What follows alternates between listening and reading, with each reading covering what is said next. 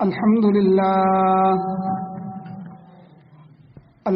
لله وكفى وسلام على عباده الذين اصطفى أما بعد فأعوذ بالله من الشيطان الرجيم بسم الله الرحمن الرحيم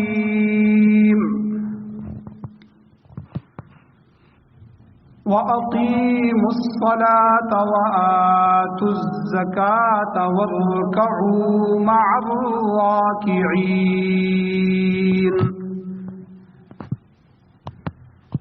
وقال الله تبارك وتعالى في مقام آخر والذين يكنزون الذهب والفضة ولا ينفقونها في سبيل الله فبشرهم بعذاب أليم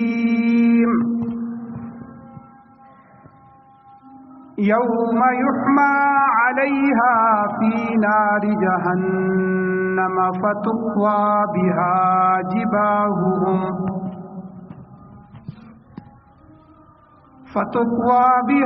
جباههم وجنوبهم وظهورهم هذا ما كنزتم لأنفسكم فذوقوا ما كنتم تكنزون. فقال النبي صلى الله تعالى عليه وسلم إذا أديت زكاة مالك فقد قضيت ما عليك فيه. صدق الله العظيم وصدق رسوله النبي الأمي الكريم. درود شریف اللهم صل على سيدنا وعلى آل سيدنا ومولانا محمد. میرے انتہائی واجب الاحترام بزرگوں، بھائیوں، دوستوں، نوجوان ساتھیوں، میں نے چند آیات مبارکہ کا اور چند احادیث مبارکہ کی آپ کے سامنے تلاوت فرمائی، تذکرہ کیا. تو ان آیات میں، ان احادیث مبارکہ میں زکوٰۃ ادا کرنے کی ترغیب دی گئی ہے. جب بچہ پیدا ہوتا ہے، وہ سیکھنا شروع کرتا ہے، تو سب سے پہلے اسلامی معاشرے میں اسے اللہ جل شانہ کا تعارف کروایا جاتا ہے، اللہ کی توحید سکھائی جاتی ہے، اور نبی علیہ الصلوۃ والسلام کا تعارف کروایا جاتا ہے. حضور علیہ الصلوۃ والسلام کی آمد بعثت کا مقصد بتایا جاتا ہے، اور اس کے ساتھ سب سے پہلے جو دین، شریعت، ضابطہ، قانون اسلام ہمیں دیا گیا، اس کے جو 5 بڑے ارکان ہیں، وہ ارکان بچوں کو تعلیم دیے جاتے ہیں کہ تاکہ ایک مسلمان کی زندگی میں چاہے جتنی مرضی کمی کوتاہی ہو جائے، لغزش ہو جائے، لیکن یہ 5 ارکان اس سے نہ چھوٹ جائے. اور حضور علیہ الصلوۃ والسلام نے مختلف احادیث میں مختلف مثالوں سے ان 5 ارکان کی اہمیت کو سمجھایا. ایک حدیث میں فرمایا کہ بنی الاسلام علی 5، کہ اسلام کی بنیاد ہی ان 5 چیزوں پہ.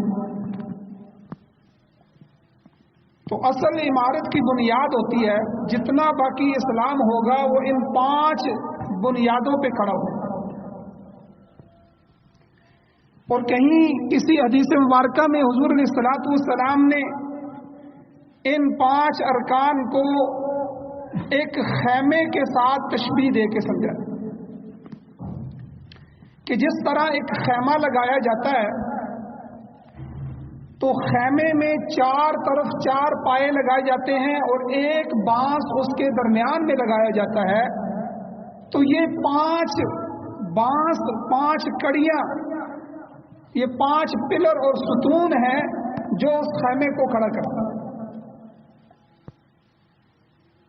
تو حضور علیہ الصلوۃ والسلام نے فرمایا کہ نماز، روزہ، حج، زکوٰۃ اور کلمہ شہادت، کلمہ توحید، یہ 5 ارکان ہیں اسلام کے. یہ وہ 5 بانس اور 5 ستون ہیں مسلمان کے لیے. ایک آدمی مسلمان ہے اور نماز نہ پڑھ رہا ہو، یہ ہو نہیں سکتا. حضور نے حدیث میں فرمایا کہ نماز کی حیثیت اسلام میں ایسی ہے کہ جس طرح بدن کے لیے سر کی حیثیت ہو، کہ سر نہ رہے تو وہ تو انسان ہی نہیں رہتا، وہ تو مردہ ہو جاتا ہے، انسان ختم ہو جاتا ہے. اسی طرح حج، زکوٰۃ اور دوسرے جو فرائض ہیں ان کے متعلق تاکیداً حکم فرمایا. اور قرآن مجید میں ان 5 ارکان کا بڑا گہرا اور وسیع طور پر تذکرہ فرمایا. تو ایمان اور نماز کے بعد سب سے بڑا رکن جو اسلام کا ہے وہ زکوٰۃ کا رکن ہے. اللہ تعالیٰ قرآن مجید میں جاہدوا باموالہم وانفسہم، کہ وہ ایمان والے میرے راستے میں اپنے مالوں سے بھی جہاد کرتے ہیں، اپنی جانوں سے بھی جہاد کرتے ہیں، اور مال بھی خرچ کرنے کا حکم دیا، جانی عبادتوں کا بھی حکم دیا. اسی لیے ہر نماز میں، ہر تشہد میں ہم اللہ تعالیٰ کو یہ یقین دلاتے ہیں کہ التحیات للہ والصلوات والطیبات، کہ اے اللہ میری قولی عبادتیں، میری مالی عبادتیں، میری جانی عبادتیں، یہ ساری کی ساری اے اللہ خالص تیرے لیے. تو یہ زکوٰۃ ایک ایسا مالی فریضہ ہے اور پاکیزہ عبادت ہے جو پچھلے تقریباً تمام انبیاء کرام علیہ الصلوۃ والسلام کی شریعتوں میں بھی جاری رہا.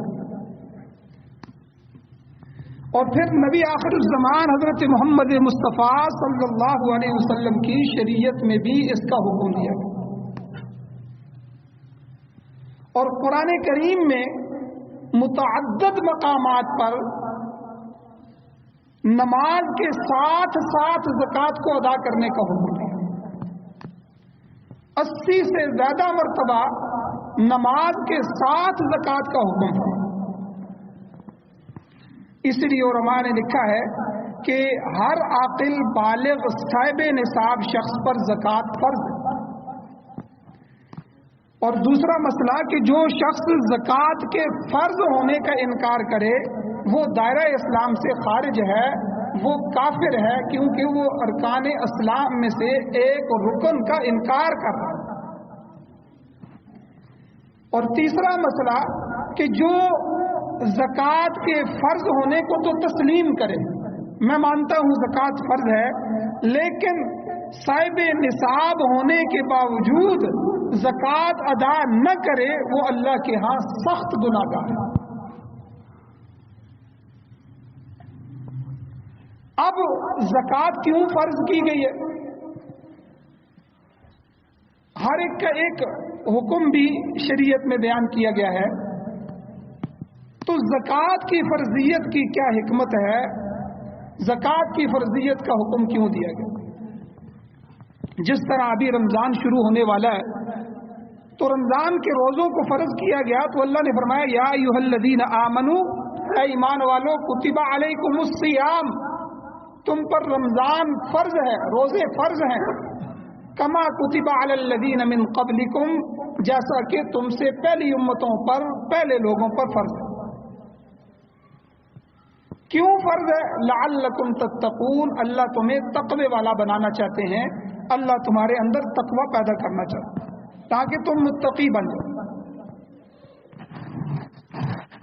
تو زکوٰۃ کی فرضیت کیوں ہے؟ حضرت عبداللہ ابن عباس رضی اللہ تعالی عنہما کی حدیث موجود ہے، وہ فرماتے ہیں کہ جب قرآن مجید کی یہ آیت مبارکہ نازل ہوئی کہ والذین یکنزون الذهب والفضة ولا ينفقونها فی سبیل اللہ فبشرهم بعذاب علیم یوم یحمى علیہا فی نار جہنم، آخر تک یہ آیت مبارکہ جب نازل ہوئی سورہ توبہ کی 34 اور 35 نمبر آیت ہے، جس کا ترجمہ کیا ہے؟ اللہ تعالیٰ فرماتے ہیں والذین یکنزون الذهب، جو لوگ سونے اور چاندی کو جمع کرتے ہیں، والفضة اور چاندی کو، ذهب سونے کو کہتے ہیں، فضہ عربی میں چاندی کو کہتے ہیں، جو مال دولت سونا چاندی جمع کر کے رکھتے ہیں، ولا ينفقونها فی سبیل اللہ، لیکن اس میں سے اللہ کے راستے میں خرچ نہیں کرتے، اس کا حق ادا نہیں کرتے، اس میں سے زکوٰۃ نہیں دیتے، تو اللہ فرماتے ہیں فبشرہم بعذاب علیم، تو اللہ کی جانب سے ان کو دردناک عذاب کی خوشخبری دے۔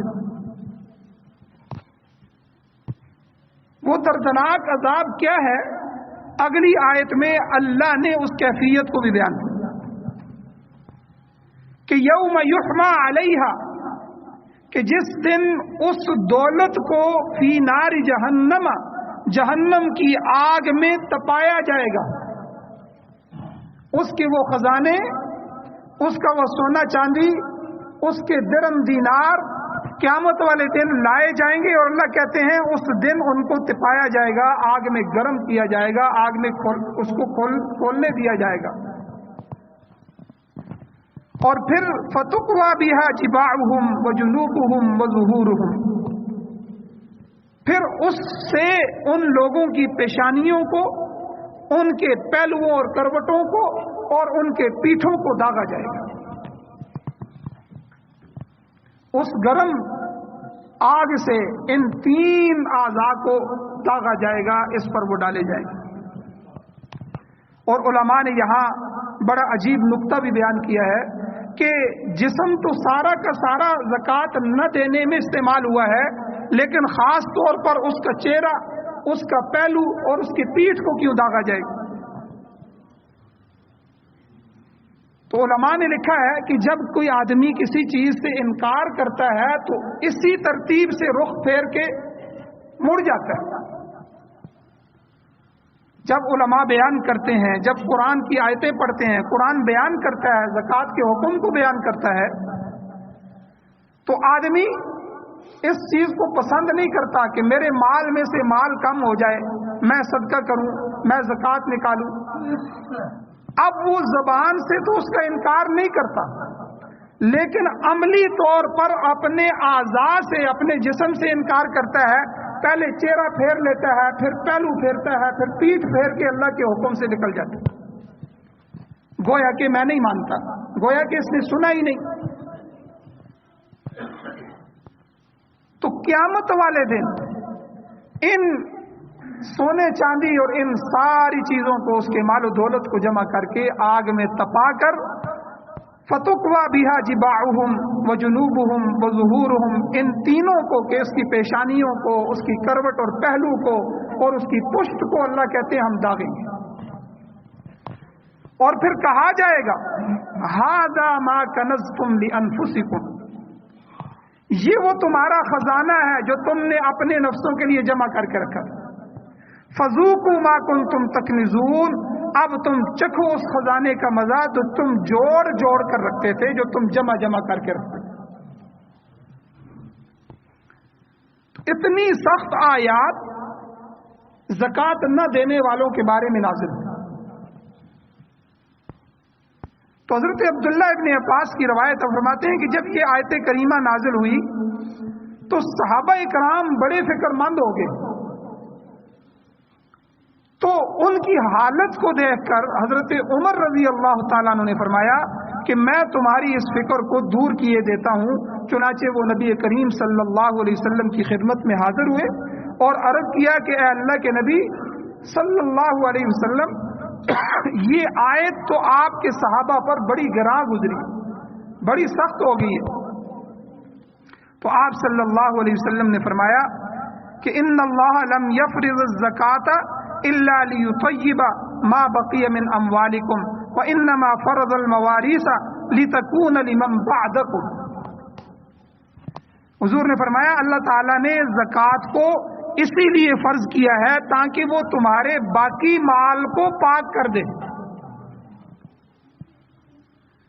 اور اللہ نے نبی نے فرمایا کہ اللہ نے میراث کو اس لیے مقرر کیا ہے کہ جو لوگ تمہارے بعد رہ جائیں ان کو ان کا حق حاصل ہو جائے.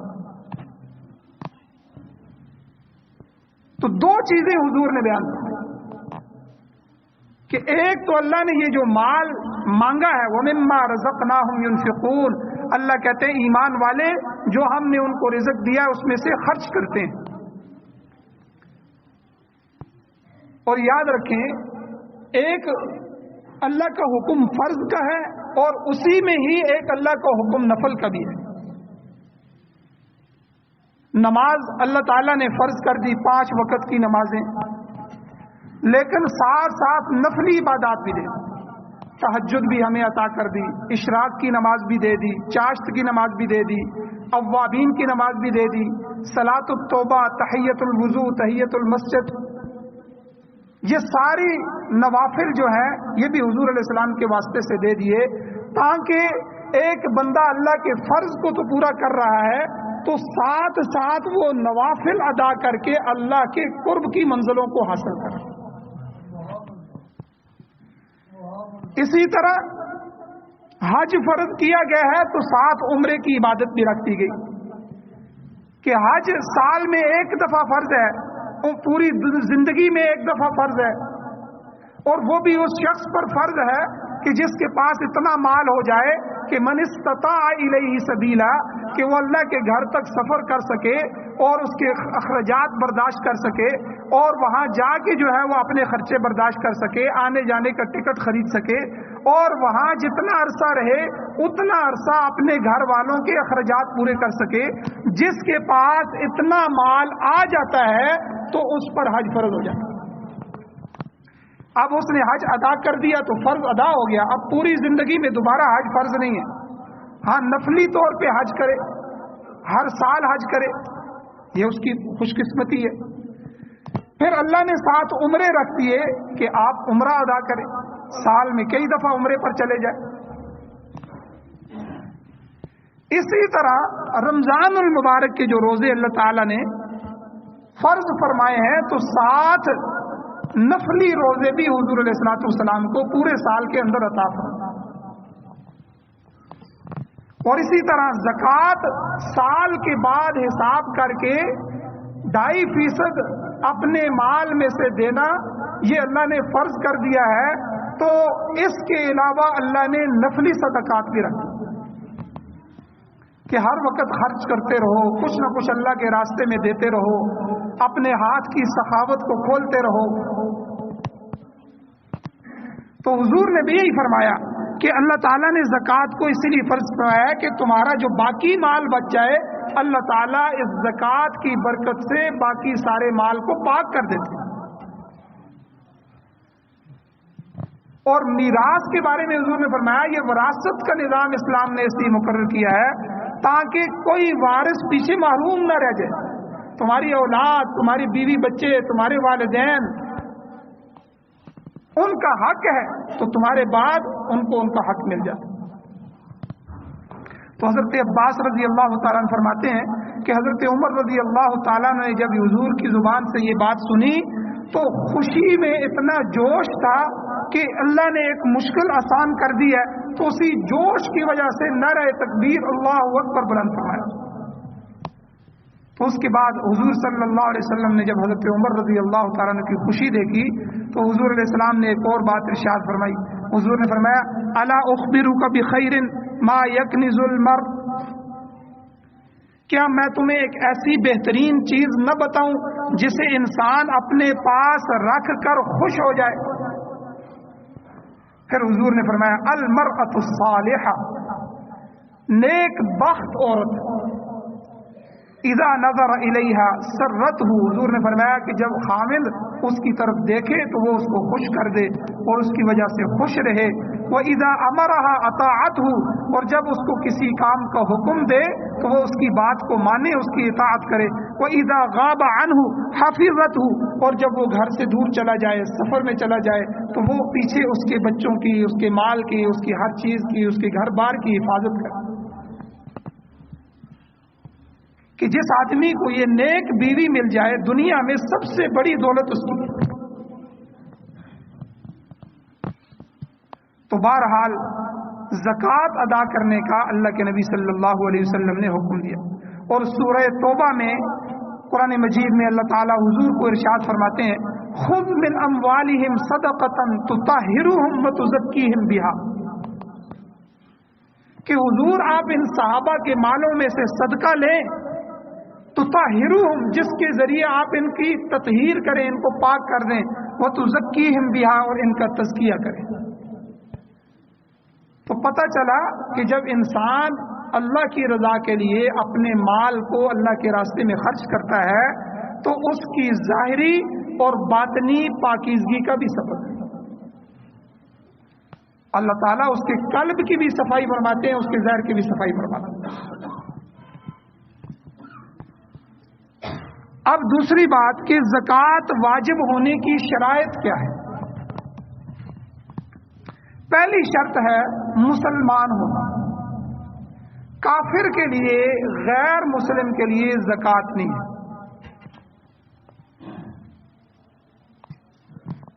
کیونکہ غیر مسلم دنیا میں جتنے بھی نیک کام کرتا ہے ان نیک کاموں کی کوئی ویلیو نہیں ہے.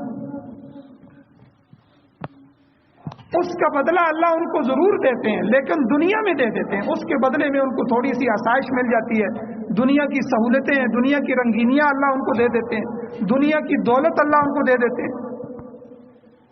لیکن اللہ کے ہاں آخرت میں کافر کے لیے کسی نیک کام، کوئی بہت سی NGOs ہیں، کوئی پل بنا دیتی ہیں، کوئی نہریں بنا دیتی ہیں، کوئی سکول بنا دیتی ہیں، کوئی اور نیک کام کرتی ہیں، تو ان کے لیے کوئی اجر نہیں ہے. اس کی مثال علماء اس طرح دیتے ہیں کہ جو ایمان ہے، قرآن پر ایمان لانا، اللہ تعالیٰ پر ایمان لانا، نبی علیہ الصلوۃ والسلام کو اللہ کا آخری نبی سمجھنا، ان پر ایمان لانا، یہ جو ایمان کی دولت ہے اس کی مثال ہندسے کی ہے.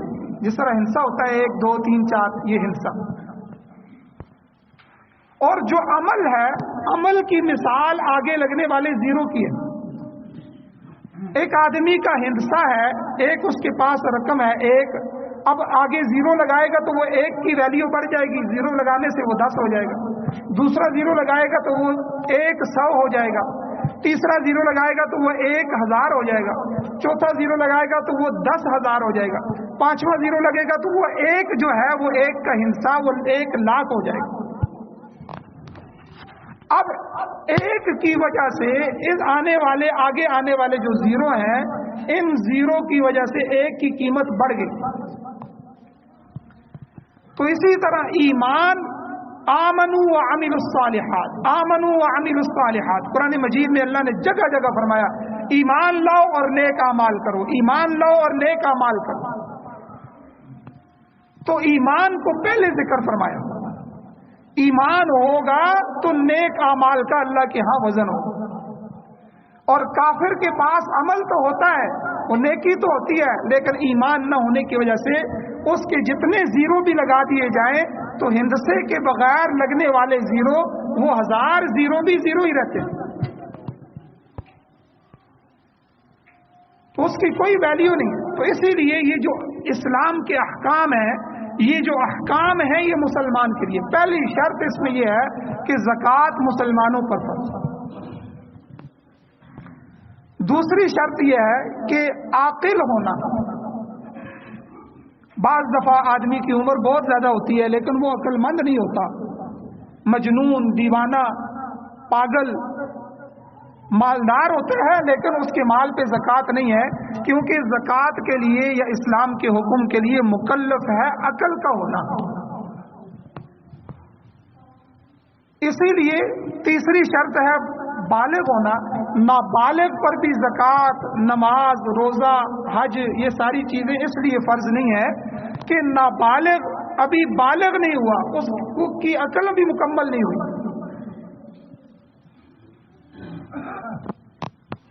تو تیسری چیز مسلمان ہونا، عاقل ہونا، بالغ ہونا، اور چوتھا آزاد ہونا۔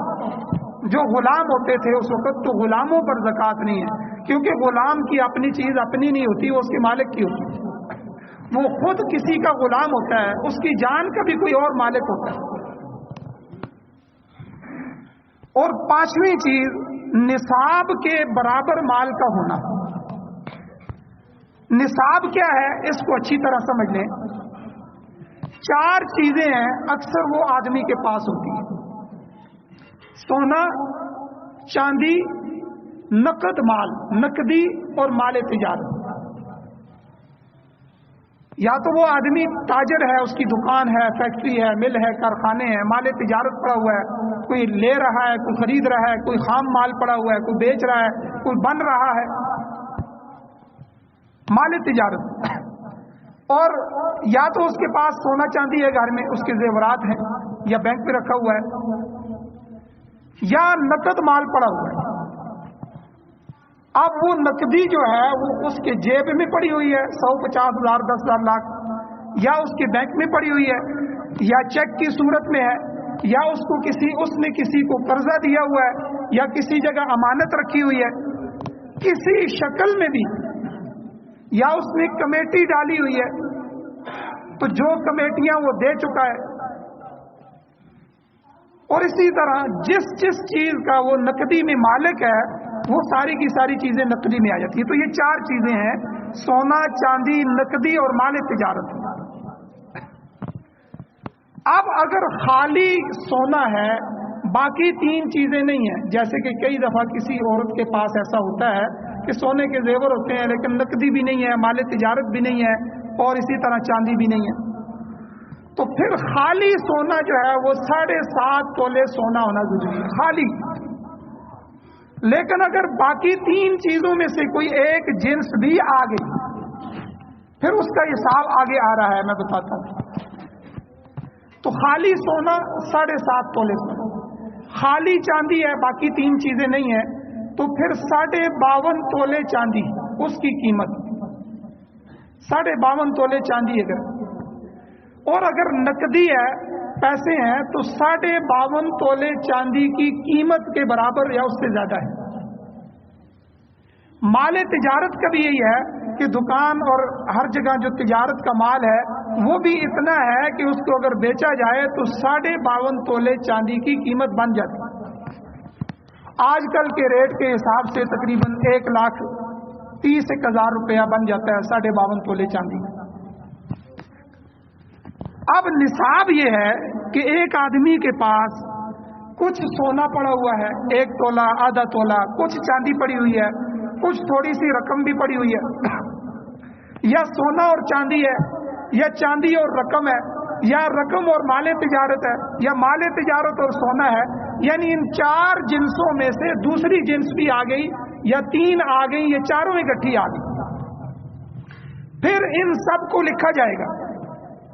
آدھا تولہ سونا، 2 تولے چاندی، 10,000 روپیہ پڑا ہوا ہے، 1 لاکھ کا مال تجارت۔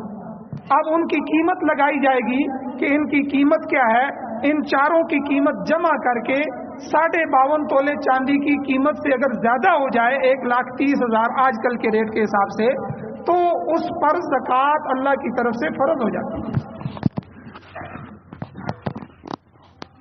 اور اسی طرح گھروں میں جو اکثر عورتیں ہوتی ہیں، عورتوں پر سونا وغیرہ 2 تولے 4 تولے سونا موجود ہوتا ہے، اور ساتھ ان کے پاس کوئی نہ کوئی پیسے بھی ہوتے ہیں، 20 50 100 200 ہزار ان کے پاس پڑا رہتا ہے، تو یہ 2 جنسیں عورتوں کے پاس جمع ہو جاتی ہیں، اور اکثر عورتوں کے پاس یہ چیزیں جمع ہونے کی وجہ سے اس تھوڑے سے سونے کو اور نقدی کو ملایا جائے تو یہ 52.5 تولے چاندی سے زیادہ بن جاتی ہے، تو ان پر بھی زکوٰۃ بھی فرض ہوتی ہے اور قربانی بھی واجب ہوتی ہے۔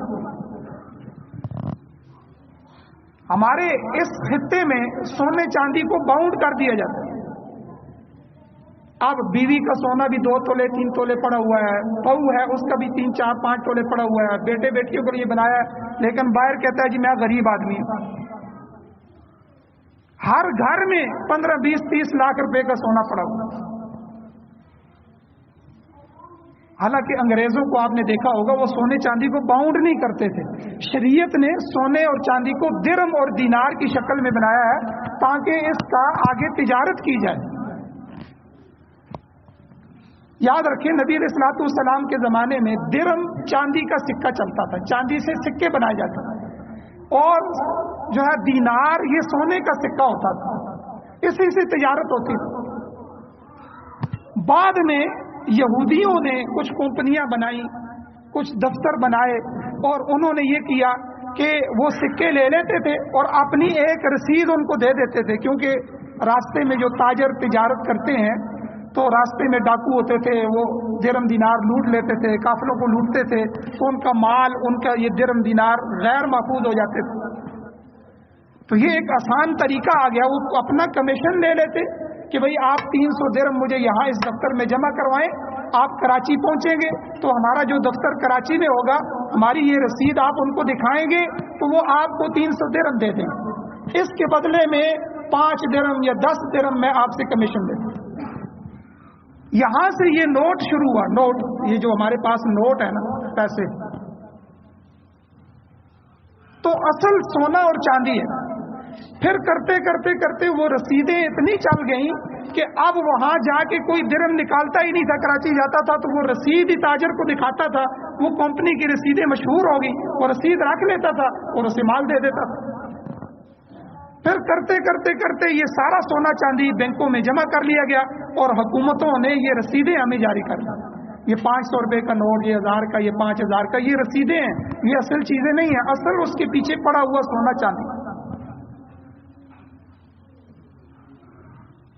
इसलिए उसके ऊपर लिखा होता है कि हामले हाजा को मुतालबा पर अदा किया जाएगा, तो यानी इसका, तो इसलिए सोने चांदी से ज्यादा अगर कोई गवर्नमेंट नोट छाप देती है तो उनकी महंगाई ज्यादा होना शुरू हो जाती है।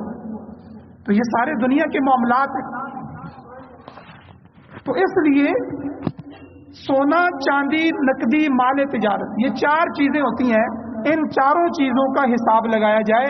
अगर खाली सोना पड़ा हुआ है, बाकी 3 चीजें नहीं है, फिर 7.5 तोले सोना। अगर खाली चांदी है तो 52.5 तोले चांदी। नकदी और माल तिजारत भी 52.5 तोले चांदी की कीमत को देखा जाएगा। अगर इनमें से 2 जिन्स, 3 जिन्स या सारी जिनसें मिली हुई हैं तो उनका हिसाब करके 52.5 तोले चांदी को देखा जाएगा। अगर उसकी कीमत को रकम पहुंच रही है तो उस पर ज़कात फर्ज हो जाती है। और हमें छठी चीज आखिरी के माल का ज़रूरियात असलिया से जायद होना और उस माल पर पूरा साल गुजरना। ये एक निसाब आपका बन गया, अब इस निसाब पर आपका साल पूरा हो गया तो साल के आखिर में भी माल बढ़ गया, लेकिन निसाब मौजूद था तो सारे के सारे की आखिर में ज़कात दी जाएगी। तारीख लिख ली जाए, इस तारीख में साहिब निसाब हुआ हूँ, अब अगले साल उसी तारीख को हिसाब करके अपनी ज़कात दी। तो मेरे भाइयों ये फर्ज है, और अगर ज़कात नहीं देंगे तो अल्लाह ताला की तरफ से क्या क्या वईदें हैं और क्या क्या अज़ाबात हैं, इंशाअल्लाह उसका भी तज़किरा किया जाएगा। अल्लाह ताला से दुआ है अल्लाह हमें अमल की तौफीक अता फरमाए। आखिर दावाना अल्हम्दुलिल्लाह।